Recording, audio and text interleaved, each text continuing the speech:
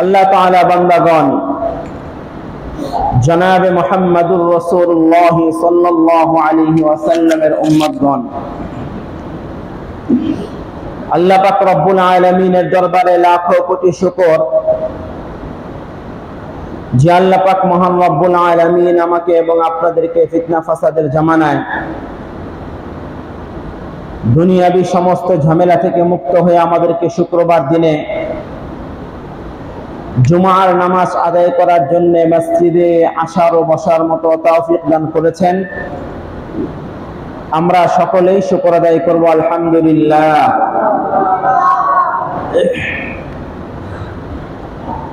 মুহতারাম হাজিরিন,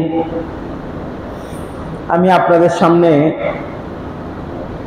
21 নম্বর পারা 7 নম্বর পৃষ্ঠার এক আয়াত তেলাওয়াত করেছি। এই আয়াতের তরজমা হলো, আয়াতটি হলো যাহারাল ফাসাদু ফিল বাররি ওয়াল বাহরি বিমা কাসাবাত আইদিন নাস। দুনিয়ার মধ্যে যে অভাব দেখা দেয়, দুর্ভিক্ষ দেখা দেয়, ঝড় তুফান হয়, বিভিন্ন বালা মুসিবত আসে, অনাবৃষ্টি হয়, খরা দেখা দেয়, যত প্রকার বালা মুসিবত দুনিয়াতে আসে এগুলো তোমাদেরই হাতের কামাই, তোমাদের কারণে। আল্লাহ নিজে বলেন বিমা কাসাবাত আইদিন নাস, এগুলো মানুষের হাতের কামাই। মানুষ অপরাধ করে, গুনাহ করে, এজন্য বৃষ্টি বন্ধ হয়ে যায়, এজন্য ঝড় হয়, তুফান হয়, শিলা বৃষ্টি হয়, আসমানি গজব আসে, বিল্ডিং জমিনের নিচে ধসে যায়, ভূমিকম্প হয়। কি বলেন, এগুলো হয় কি হয় না? কেন হয়? আল্লাহ বলেন বিমা কাসাবাত আইদিন নাস, এগুলো মানুষের হাতের কামাই। মানুষ বিভিন্ন অপকর্মের সাথে লিপ্ত হয়, এজন্য এই সমস্ত বালা মুসিবত আল্লাহ তাআলা দেন। আবার আল্লাহ তাআলা কেন দেন আল্লাহ নিজেই বলেন লিযিকাহুম বা'দাল্লাযী আমিলু লাআল্লাহুম ইয়ারজিউন। আল্লাহ বলেন তারা যে অপরাধ করে, যে অপকর্ম করে, তার কিঞ্চিত শাস্তি আমি তাদেরকে আস্বাদন করাই, হালকা পাতলা একটু শাস্তি দেই। আল্লাহ তাআলা পরিপূর্ণ শাস্তি দিলে তো কেউ বাঁচতাম না, মরে যেতাম। কোন রকম হালকা একটু শাস্তি দেই, লাআল্লাহুম ইয়ারজিউন, যেন মানুষগুলো এই অপরাধ থেকে, অপকর্ম থেকে, পাপ কাজ থেকে তারা যেন ফিরে আসে। হালকা একটু আভাস দেই, শুধুমাত্র শাস্তি, পরিপূর্ণ শাস্তি আমি আল্লাহ দেই না, যেন মানুষ ফিরে আসে। মুহতারাম হাজিরিন, ইবনে মাজাহ শরীফের 449 নম্বর একটি হাদিস, অনেক লম্বা একটি হাদিস আছে। এই হাদিসের মধ্যে এসেছে জমিনের মধ্যে বিভিন্ন রকমের মুসিবত 5টি কারণে হয়। খুব ভালো করে মনে রাখবো, 5 কারণে বিভিন্ন রকমের বালা মুসিবত আল্লাহ তাআলা মানুষকে দান করেন। এর মধ্যে 1 নম্বর হলো, যদি অশ্লীলতা, বেহায়াপনা প্রকাশ্যে ছড়িয়ে পড়ে সমাজের মধ্যে, প্রকাশ্যে জিনা, ব্যভিচার, অর্ধ উলঙ্গ অবস্থায় চলাফেরা, বলেন তো এগুলো সমাজের মধ্যে হচ্ছে কি হচ্ছে না? হচ্ছে। আল্লাহর হাবিব বলেন, আল্লাহ পাক রব্বুল আলামিন বান্দা বান্দীকে 5টি জিনিস দ্বারা পরীক্ষা করবেন। আমি দোয়া করি তোমরা যেন সেই পরীক্ষার সম্মুখীন না হও। এর মধ্যে একটি হলো, যখন অশ্লীলতা, বেহায়াপনা, জিনা, ব্যভিচার সমাজের মধ্যে ছড়িয়ে পড়বে, তখন রাষ্ট্রের মধ্যে, সমাজের মধ্যে মহামারী দেখা দিবে এবং এমন এমন রূপ আসবে যেই রূপের নাম ইতিপূর্বের মানুষ কোনোদিন শুনেনি। করোনা, আজ থেকে 10 বছর পূর্বে করোনা নামে কোন রোগ ছিল? চিকুনগুনিয়া, বলেন তো 10 বছর পূর্বে এই রোগ ছিল? এডিস মশা, আরো কত কি বিভিন্ন রকমের রোগ, যে রোগগুলো ইতিপূর্বে যে সকল জাতি বসবাস করেছিল তারা এগুলো কোনোদিন শুনেনি। এমন নতুন নতুন রোগ দুনিয়ার মধ্যে ছড়িয়ে পড়বে যখন অশ্লীলতা, বেহায়াপনা প্রকাশ্যে মানুষ করতে থাকবে। এই হলো 1 নম্বর। 2 নম্বরে হাদিসের মধ্যে এসেছে অকলিলুন কুল্লুহুম ইউকাল, যে মানুষ যদি ওজনের মধ্যে কম দেয়, মাপে কম দেয়, আমার মনে হয় এই জিনিসটা আমাদের সমাজের মধ্যে আমার মনে হয় নেই। আপনারা বুঝবেন যারা ব্যবসা বাণিজ্য করেন, ওজনে মাপে কম দেওয়া, এটা কি আমাদের সমাজে আছে? কি আসলে আছে? ব্যবসায়ীরা মাপে কম দেয়? আহা, আল্লাহ তাআলা বলেন ওয়াইলুল লিল মুতাফফিফিন আল্লাযীনা ইযা ইক্তালু আলান নাসি ইস্তাওফুন ওয়া ইযা কালুহুম আও ওয়াজানুহুম ইখসিরুন আলা ইয়াযুন্নু উলাইকা আন্নাহুম মাবউসুন। দুর্ভোগ, ধ্বংস ওই সকল ব্যক্তিদের জন্য যারা ওজনে কম দেয়। আল্লাযীনা ইযা ইক্তালু আলান নাসি ইস্তাওফুন, যখন মানুষকে সে দিতে যায় কম দেয়, আর যখন মানুষের কাছ থেকে সে বুঝে নিতে চায় তখন সে পরিপূর্ণভাবে বুঝে নেয়, পারলে একটু বেশি নেয়, আর নিজে যখন দিতে যায় তখন ওজনে কম দেয়। এটা কি সমাজের মধ্যে আছে?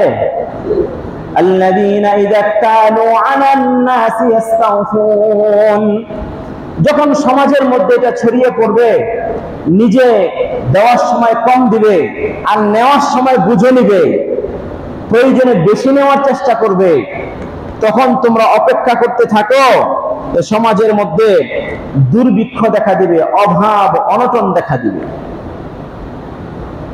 এটা হলো 2 নম্বর পরীক্ষা। 2 নম্বর পরীক্ষার শাস্তি এটা, দুর্ভিক্ষ আর অভাব দেখা দিবে সমাজে। সমাজের মানুষ যে কি পরিমাণ অভাবের মধ্যে আছে, যারা মধ্যবিত্ত তারা বুঝে, যারা বড়লোক এদের কোনো সমস্যা নেই, যারা রাজনীতি করে, সরকারি দল যারা করে, চালের কেজি 400 টাকা 500 টাকা হলে এদের কোনো ক্ষতি নেই, এদের কোনো সমস্যা হবে না। আমরা যারা মধ্যবিত্ত আছি, না পারি কারো কাছে চাইতে, যারা নাকি নিম্নবিত্ত এরা তো মানুষের কাছে সরাসরি চায়, এদের জন্য তেমন কোনো সমস্যা নেই। মধ্যবিত্ত যারা চাইতেও পারে না, লজ্জায় সহ্যও করতে পারে না, এদের জন্য হলো সমস্যা। কি ধরনের অভাব যে চলছে, এটা কখন হয়? যখন ওজনে কম দেওয়া হয়। 3 নম্বরে হাদিসের মধ্যে এসেছে, যখন সমাজের মানুষ যাকাত না দিবে তখন সাদ্দুল মাতার, আসমানের রহমতের বৃষ্টি আল্লাহ তাআলা বন্ধ করে দিবেন। যাকাত যখন না দিবে, আমাদের সমাজে কি বৃষ্টি চালু আছে না বন্ধ আছে? এই কথা বলেন না কেন? বৃষ্টি চালু আছে না বন্ধ আছে? বোঝা যায় কিছু কি কারণে বন্ধ? যখন মানুষ যাকাত দিবে না তখন রহমতের বৃষ্টি বন্ধ হয়ে যায়। রহমতের বৃষ্টি কাকে বলে? যে বৃষ্টির দ্বারা ফসলের উন্নতি হয়, যে বৃষ্টির দ্বারা কৃষকের মুখে হাসি ফুটে। সব বৃষ্টির দ্বারা তো কৃষকের মুখে হাসি ফুটে না। মাত্র সরিষা লাগিয়েছে, এই মুহূর্তে যদি বৃষ্টি হয়, এই বৃষ্টি কি কৃষকের মুখে হাসি ফুটাবে? আলু লাগাইলো মাত্র, পেঁয়াজ লাগানোর পরে যদি বৃষ্টি আসে ইচ্ছে মতো, এই বৃষ্টি কি কৃষকের মুখে হাসি ফুটাবে? না।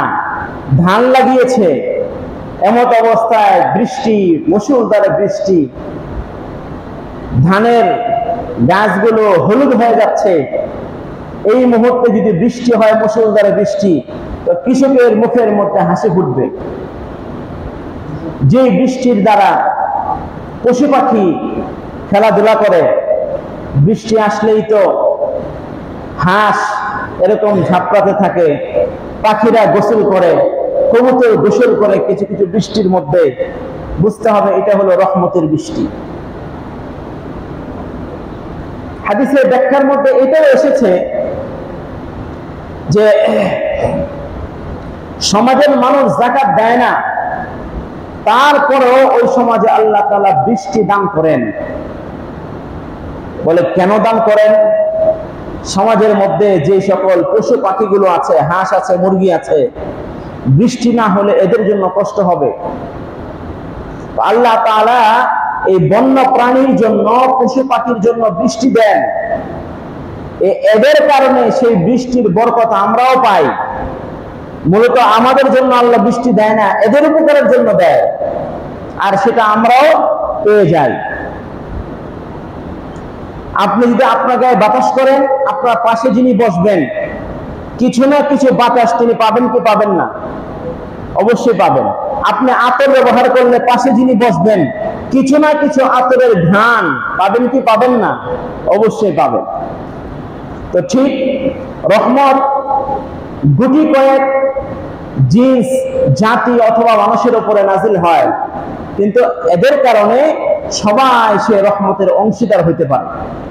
আল্লাহ তাআলা রহমান। তাহলে বলতেছিলাম, যাকাত যখন না দিবে তখন রহমতের বৃষ্টি বন্ধ হয়ে যাবে।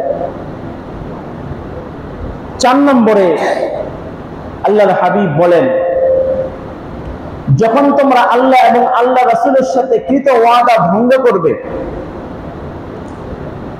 যখন ভঙ্গ করবে তখন বহিরাগত শক্তি, কাফের বেঈমান মুশরিকদেরকে আল্লাহ তাআলা মুসলমানদের উপরে চাপিয়ে দিবেন। আল্লাহ এবং আল্লাহর রাসূলের সাথে কৃত ওয়াদা বলতে মুসলমান হিসাবে আল্লাহ তাআলার সাথে আমাদের ওয়াদা করা, আমরা নামাজ পড়ব। মুসলমান হিসাবে আল্লাহর সাথে ওয়াদা করা, কাপড় পরিধান করে আমরা মুসলমান। হাদিসের মধ্যে এসেছে, আল্লাহর হাবিব হযরতে আলী রাদিয়াল্লাহু আনহুকে বলেন, তুমি তোমার রানকে অন্য মানুষকে দেখিও না, অন্য মানুষের রান তুমি নিজে দেখো না। এটা আল্লাহর সাথে হযরতে আলী আল্লাহর হাবিবের সাথে হযরতে আলীর ওয়াদা, প্রকৃতপক্ষে সমস্ত উম্মতের ওয়াদা, যে এক পুরুষ আরেক পুরুষের রান দেখবে না। কেন?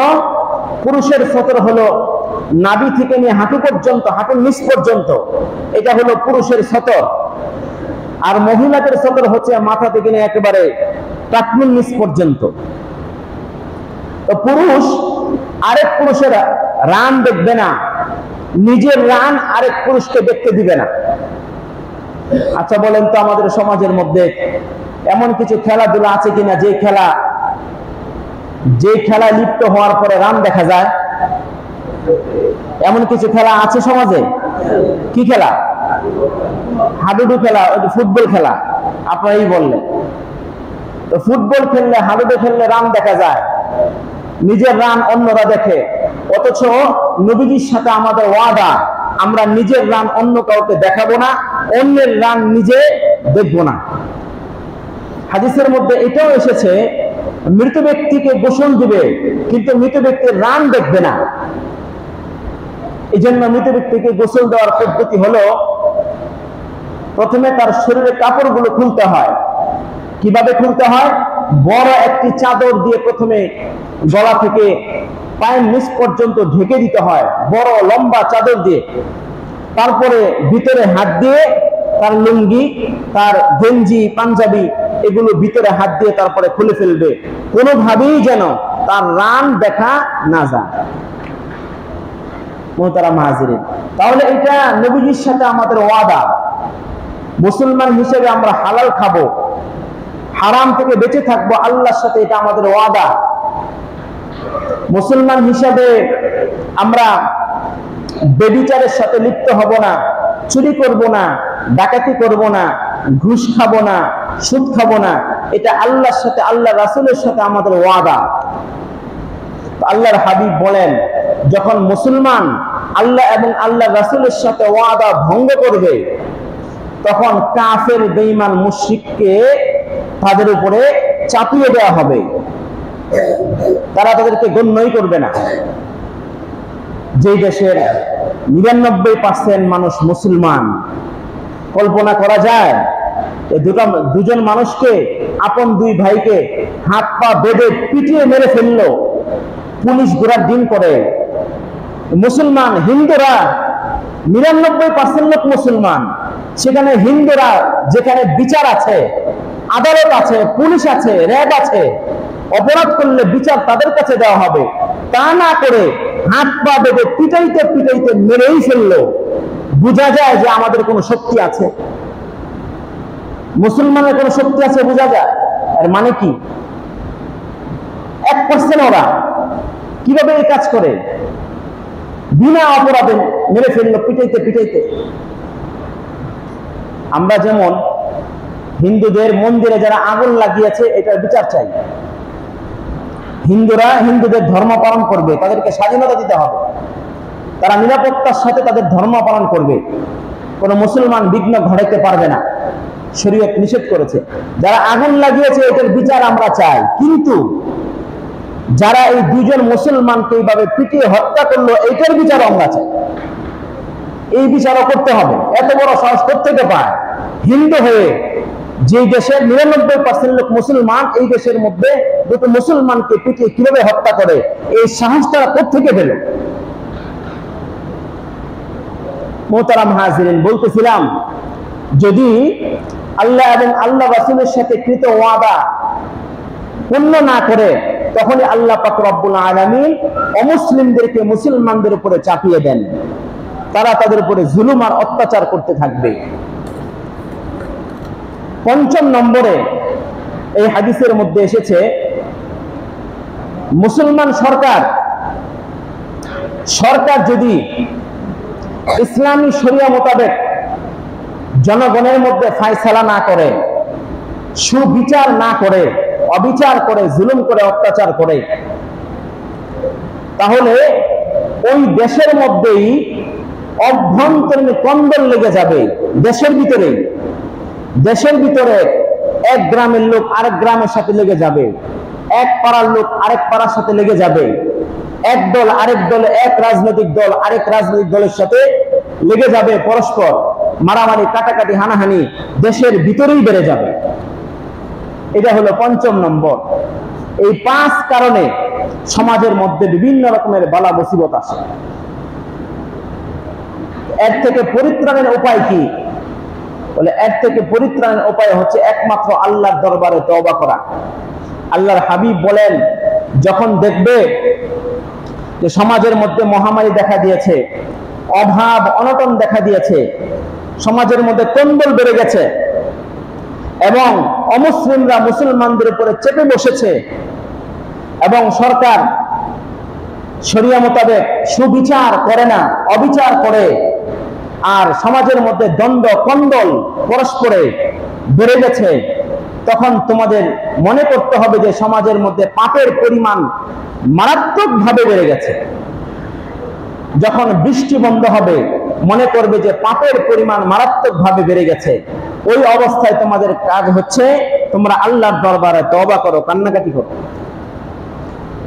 যদি আল্লাহর দরবারে তোমরা তওবা করতে পারো, তওবার মতো, আল্লাহ পাক রব্বুল আলামিন এই সমস্ত বিপদ থেকে তোমাদেরকে উদ্ধার করবেন, রহমতের বৃষ্টির ফয়সালা করবেন। আত-তাইবু মিনাজ যামবি কামান লা যামবা লাহু। গুনাহ করার পরে যদি মানুষ তওবা করে, বলে সে কেমন হয়? এক সাহাবী হযরতে তানবীহুল গাফিলিন নামক এক কিতাবের মধ্যে এই ঘটনাটি উল্লেখ আছে।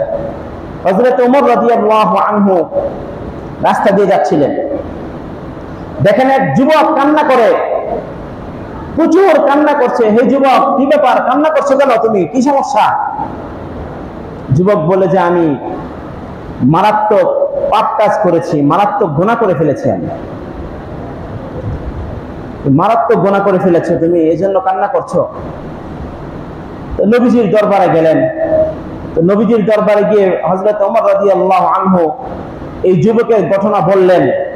রাস্তা দিয়ে আসতেছিলাম, এক যুবক খুব কান্না করছে।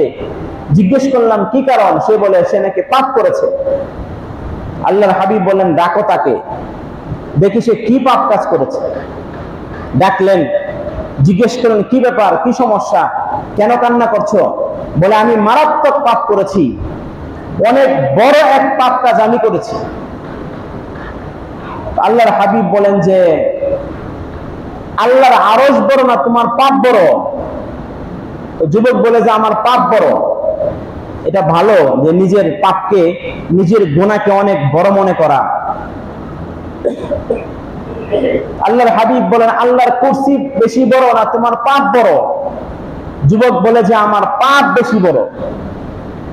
কি বলো তুমি? তোমার পাপ এত বড়, আল্লাহর আরশের চেয়ে বড়? আল্লাহর কুরসির চেয়ে তোমার পাপ বেশি বড়? এমন পাপ তুমি করেছো? কি করেছো? শিরক করেছো? বলে না, শিরক করিনি। কি করেছো? মানুষ হত্যা করেছো? না, মানুষ হত্যা করিনি। কি ব্যাপার, কি করেছো তুমি? সে বলে যে আমার কাজ হলো, কর্ম হলো কাফন চুরি করা। মানুষ মারা যাওয়ার পরে যখন তাকে কবর দেওয়া হয়, আমি কবর খনন করে সেই কাফনের কাপড় চুরি করে সেটা বিক্রি করি, ওইটা দিয়ে আমি আমার জীবিকা চালাই, এটা আমার কর্ম। ঘটনাক্রমে মদিনার এক যুবতী মেয়ে ইন্তেকাল করেছে।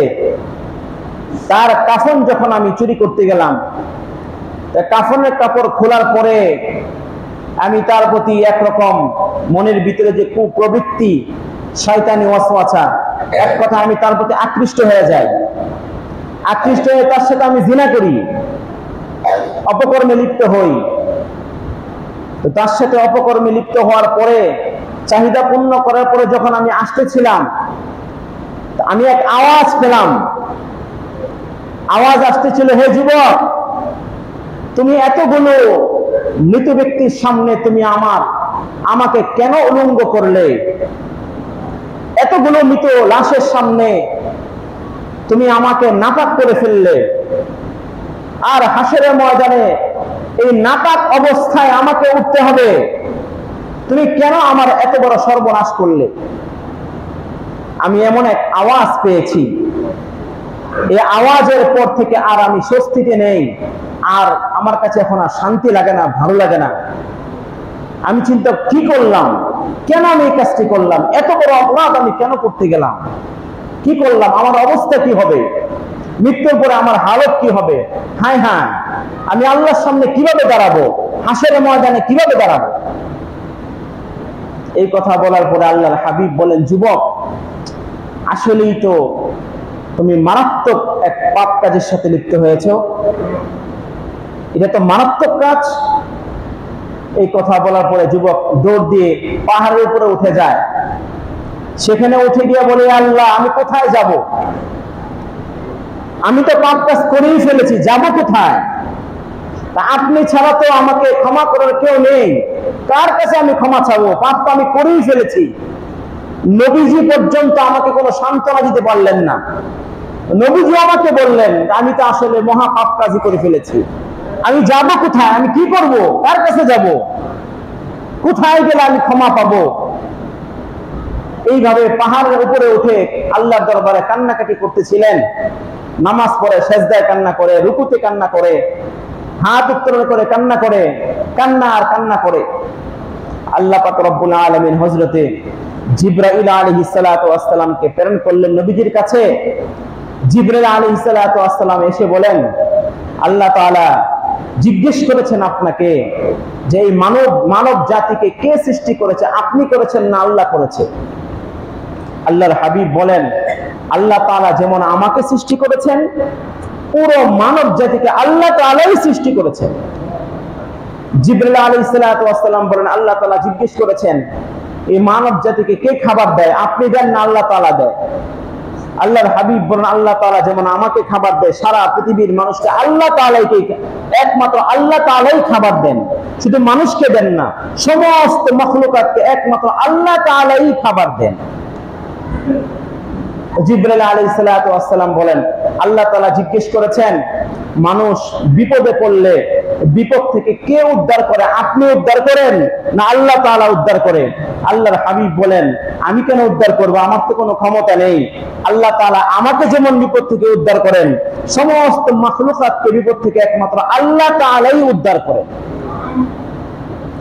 এই কথা বলার পরে হযরতে জিবরাইল আলাইহিস সালাতু ওয়াস সালাম বললেন, আপনি ওই ব্যক্তিকে নৈরাশ করলেন কেন? কেন তাকে হতাশ করলেন? যে আল্লাহ তাআলা মাখলুক সৃষ্টি করেছেন, সে আল্লাহ তাআলা কি তাকে মাফ করতে পারেন না? আপনি কি তাকে একটু সান্ত্বনা দিতে পারলেন না? আপনি তাকে হতাশ করলেন কেন? আল্লাহ পাক রব্বুল আলামিন ঘোষণা দিয়েছেন, এই মুহূর্তে আল্লাহ তাআলা তার জিনার গুনাহকে আল্লাহ তাআলা মাফ করে দিয়েছেন। হাদিসের মধ্যে এসেছে, যে ব্যক্তি গুনাহ থেকে তওবা করে তার 4টি পুরস্কার আছে, মনে রাখবেন। 4টি পুরস্কার সংক্ষিপ্ত আকারে বলবো।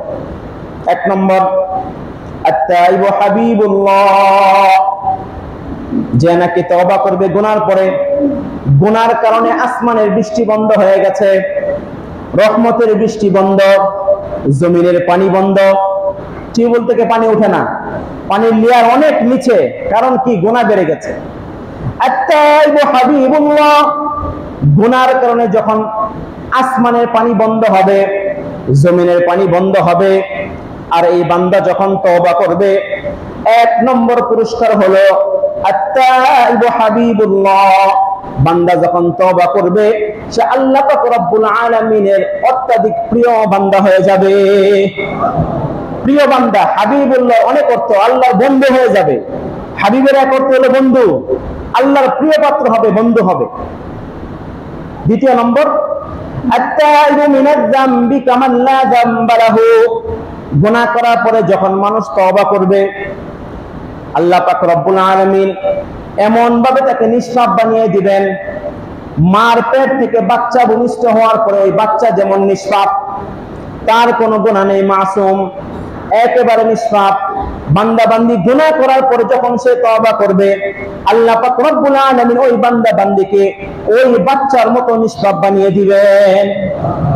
3 নম্বর, ইন্না ইবাদি লাইসা লাকা আলাইহিম সুলতান, আল্লাহর হাবিব বলেন, শয়তান মানুষকে ধোঁকা দেয়, গুনার জিনিসটাকে খুব সুন্দর করে সাজিয়ে গুছিয়ে তার সামনে পেশ করে, যেন গুনার মধ্যে সে লিপ্ত হয়। আরে এটা করলে কি হবে? একটু সিগারেট টান দিলে কি হয়? একটু মদ পান করলে কি হবে? গুনাহ অনেক বড়, কিন্তু সুন্দর করে সাজিয়ে তার সামনে পেশ করে যেন সে লিপ্ত হয়ে যায়। যে বান্দা বান্দি তওবা করবে, তওবা করার পরে শয়তান তাকে ভয় পাবে, এই শয়তান তার কাছে আসার সাহস পায় না। আল্লাহ পাক রব্বুল আলামিন কুদরতিভাবে শয়তান থেকে এই বান্দা বান্দিকে হেফাজত করেন। ইন্না ইবাদি লাইসা লাকা আলাইহিম সুলতানুন ইল্লা মান ইত্তাবা'আকা মিনাল গাবিন, আল্লাহ তাআলা শয়তান থেকে হেফাজত করেন। 4 নম্বরে, গুনাহ করার পরে যখন তওবা করবে, মৃত্যুর পূর্বে আল্লাহ তাআলা তাকে ফেরেশতা পাঠিয়ে একটি সুসংবাদ দিবেন। ইন্নাল্লাযীনা ক্বালু রাব্বুনাল্লাহু সুম্মা ইসতাকামু তাতানাজ্জালু আলাইহিমুল মালায়েকাতু আল্লা তাখাফু ওয়া লা তাহজানু ওয়া আবশিরু বিল জান্নাহ। মৃত্যুর সময় মানুষের 2 প্রকার ভয় থাকে। এক প্রকার ভয় হলো, যদি আমি এখন মারা যাই, আমার এই ছোট ছোট বাচ্চাগুলো কোথায় যাবে, কোথায় খাবে, অবস্থা কি হবে? তারা তো এতিম হয়ে যাবে। আমার স্ত্রীর কি হবে? এই এক ভয় মানুষের ভিতরে কাজ করে যখন সে মৃত্যু শয্যাশায়িত হয়। আরেক প্রকার ভয়, যে মৃত্যুর পরে আমার কবরের হালত কি হবে, আমি সারা জীবনে যা করেছি, মৃত্যুর পরে আমার কবরের অবস্থা কি হবে। তো আল্লাহর হাবিব বলেন, বান্দা গুনাহ করার পরে যখন সে তওবা করবে, তওবার মতো, তো আল্লাহ তাআলা মৃত্যুর পূর্বে ফেরেশতা পাঠাবেন একদল। ফেরেশতারা এসে বলবে, ইন্নাল্লাযীনা ক্বালু রাব্বুনাল্লাহু সুম্মা ইসতাকামু তাতানাজ্জালু আলাইহিমুল মালায়েকাতু আল্লা তাখাফু, তোমার কোনো ভয় নেই, তোমার ছোট ছোট বাচ্চা রেখে তুমি মারা যাচ্ছ, তোমার টেনশন নেই, বাচ্চারা এতিম হলে কি হবে, আমরা আল্লাহর পক্ষ থেকে ফেরেশতা, রহমতের ফেরেশতা, আমরা রহমতি ভাবে তোমার বাচ্চাদেরকে দেখভাল করতে থাকবো। তোমার পরিবার নিয়ে টেনশন নেই, আমরা তোমার পরিবারকে হেফাজত করব, টেনশন করো না তুমি। আল্লাহ তাখাফু ওয়া লা তাহজানু। কবরে তুমি টেনশন করছো, কবরে তোমার কি অবস্থা হবে, কি হালত হবে? আমরা কথা দিচ্ছি তোমার সাথে কবর পর্যন্ত আমরা যাব। কবরে যখন তোমাকে প্রশ্ন করা হবে, তোমার পক্ষ থেকে আমরা সেই প্রশ্নের উত্তরকে দিয়ে দেব। শুধু তাই না, যতক্ষণ পর্যন্ত তোমাকে জান্নাতে প্রবেশ না করানো হবে, ততক্ষণ পর্যন্ত তোমার সাথে আমরা লেগেই থাকবো। মৃত্যুর পরে আল্লাহ তাআলা সুসংবাদ দিবেন ফেরেশতাদের মাধ্যমে। মোহতারাম হাজিরিন, এই আলোচনার দ্বারা কি বোঝাতে চাই? সমাজের মধ্যে গুনাহ, ব্যভিচার বেড়ে গেছে, যার কারণে এখন রহমতের বৃষ্টি বন্ধ, পানির লেয়ার নিচে চলে গেছে, অভাব অনটন দেখা যাচ্ছে, ফসল নষ্ট হয়ে যাচ্ছে। এর থেকে পরিত্রাণের একমাত্র উপায় আল্লাহর দরবারে তওবা করা। তওবা করতে রাজি আছি তো আমরা ইনশাআল্লাহ? তওবা কিভাবে করব? আসমানি রহমতের বৃষ্টির জন্য আল্লাহর হাবিব নামাজ পড়তেন, সালাতুল ইস্তিসকা বলা হয়। আল্লাহর হাবিব খুতবা দিচ্ছিলেন জুমার দিনে। এক সাহাবী বলেন, ইয়া রাসূলুল্লাহ, অনাবৃষ্টির কারণে, খরার কারণে আমাদের ফসল আদি তো সব নষ্ট হয়ে যাচ্ছে, আমাদের গরু, ছাগল, মহিষ, উট এগুলো মরে যাচ্ছে, তো আপনি আল্লাহর দরবারে দোয়া করেন, আল্লাহ তাআলা যেন বৃষ্টির ফয়সালা করেন। তো আল্লাহর হাবিব সাহাবায়ে কেরামদেরকে মাঠে নিয়ে গেলেন, নামাজ আদায় করলেন, দোয়া করলেন, আল্লাহুম্মা আবিস, আল্লাহুম্মা আসকিনা, আল্লাহুম্মা আসকিনা। হে আল্লাহ, আপনি বৃষ্টি দেন, বৃষ্টি দেন, বৃষ্টি দেন। হে আল্লাহ, আপনি পানি দেন, পানি দেন, পানি দেন। নামাজ পড়লেন, নামাজ পড়তে শেষ হইতে পারে নাই, সঙ্গে সঙ্গে আল্লাহ তাআলা রহমতের বৃষ্টি নাজিল করলেন। এমন বৃষ্টি, লাগাতার বৃষ্টি হচ্ছে। বৃষ্টির কারণে তৎকালীন সময়ে মাটির ঘর ছিল, মদিনার মধ্যে 18 মাটির ঘর ছিল, বাংলাদেশেও কিছু কিছু জায়গায় মাটির ঘর আছে। তো বৃষ্টি যদি হয়, মাটির ঘরের জন্য সমস্যা না, বিশাল সমস্যা হয়ে যাচ্ছে। এক সপ্তাহব্যাপী বৃষ্টি হচ্ছে। এখন সাহাবায়ে কেরাম বলেন, ইয়া রাসূলুল্লাহ, এত বৃষ্টির কারণে তো আমাদের মাটির ঘরের সমস্যা হয়ে যাচ্ছে, আল্লাহর দরবারে দোয়া করেন, আল্লাহ তাআলা যেন এই বৃষ্টিকে যেন রহমতের বৃষ্টি বানায়, এই বৃষ্টি যেন গজব না হয়, আমাদের ঘর বাড়ি যেন আবার ভেসে না যায়। আল্লাহর হাবিব আবার দোয়া করলেন, আল্লাহ তাআলা বৃষ্টিকে বন্ধ করলেন, পাহাড়ে বৃষ্টি দিলেন। মোহতারাম হাজিরিন, আমরা উলামায়ে কেরাম, কুস্তা মাদ্রাসার উলামায়ে কেরাম, আমরা সিদ্ধান্ত নিয়েছি বিভিন্ন জায়গায় সালাতুল ইস্তিসকা, বৃষ্টির নামাজ হচ্ছে, আমাদের কি পড়া দরকার, কি দরকার না? আমাদের বৃষ্টির প্রয়োজন আছে কিনা? এজন্য বৃষ্টির নামাজ আমরা পড়বো ইনশাআল্লাহ। আগামীকালকে সকাল 10টায় কলেজ মাঠে, হাই স্কুল মাঠে সকাল 10টায় বৃষ্টির নামাজ পড়ব। আসলে বৃষ্টির নামাজের উদ্দেশ্য হলো আল্লাহর দরবারে তওবা করা। 2 রাকাত নামাজ পড়ে আল্লাহর দরবারে তওবা করা।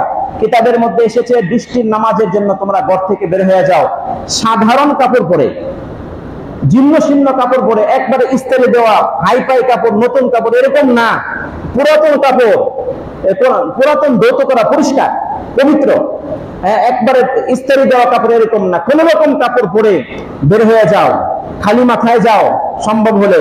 তারপরে গরু, ছাগল এগুলো নিয়ে যাও, গিয়ে আল্লাহর জন্য আল্লাহর কুদরতি কদমে পড়ো, আল্লাহ সব কিছু নিয়ে আপনার দরবারে উপস্থিত হয়ে গেলাম, শেষ হয়ে গেল সব, আমাদের জমি জামা, ফসলাদি, পশু পাখি সব তো শেষ হয়ে যাচ্ছে, আল্লাহ যা করেছি, অন্যায় করেছি, আর করব না, আল্লাহ মাফ করে দেন। 2 রাকাত নামাজ পড়ে আল্লাহর দরবারে কান্নাকাটি করো। হাদিসের মধ্যে এসেছে, হাত এরকম উল্টো করে নামাজ পড়তে, উল্টো করে দোয়া করতে পারো, এভাবেও করা যায়, এটাও আছে। কাপড়, রুমাল, আল্লাহর হাবিব তৎকালীন সময়ে মানুষ যে কাপড় পরিধান করত, একটি কাপড় থাকতো নিচে, আরেকটি থাকতো শরীরে, চাদর, আল্লাহর হাবিব চাদরকে উল্টিয়ে পড়েছিলেন। মানে উদ্দেশ্য হলো যে আপনার জন্য পাগল হয়ে গেলাম, যা করেছি অন্যায় করেছি। মোহতারাম হাজিরিন, ইনশাআল্লাহ আমরা আগামীকালকে সকাল 10টায় কেউ বসে থাকবো না, সবাই যাবো ইনশাআল্লাহ। রহমতের বৃষ্টি সবার জন্য দরকার, সবার জন্য দরকার। আল্লাহর কাছে তওবা করলে আল্লাহ তাআলা অবশ্যই তওবা কবুল করবেন, অবশ্যই কবুল করবেনই করবেন।